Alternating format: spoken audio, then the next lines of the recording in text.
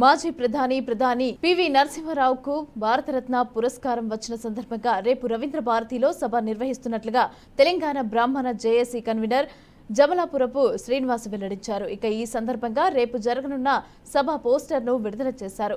ఈ సభకు ముఖ్య అతిథిగా మంత్రి శ్రీధర్ బాబు, అలాగే ఆత్మీయ అతిథిగా తెలంగాణ ప్రభుత్వ సలహాదారు హర్కర వేణుగోపాల్, మంత్రులు, ఎమ్మెల్యేలు, పలువురు అధికారులు అలాగే హాజరు కానున్నారని తెలిపారు. ఇక పివి కుటుంబ సభ్యులకు శ్రీధర్ బాబుచే సన్మాన కార్యక్రమం ఉంటుందని అన్నారు. శ్రీధర్ బాబుకు తెలంగాణ బ్రాహ్మణ పెద్దలచే సన్మాన కార్యక్రమం ఏర్పాటు చేస్తున్నట్లు శ్రీనివాస్ వివరించారు.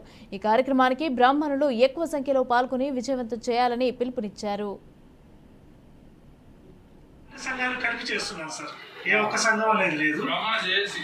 బ్రాహ్మణ జేఏసీ అనుకోవచ్చు. జేఏసీలో అయితే ముందు నేను ఉండేవాడిని కాబట్టి మేడం రజనీరావు గారు సీనియర్ కాంగ్రెస్ లీడర్ మేడం, అలాగే senior Congress leader constituency madam sir గూడ రాజేశ్వరరావు గారు, మహేశ్వర నియోజకవర్గం, మహేశ్వర మండలం.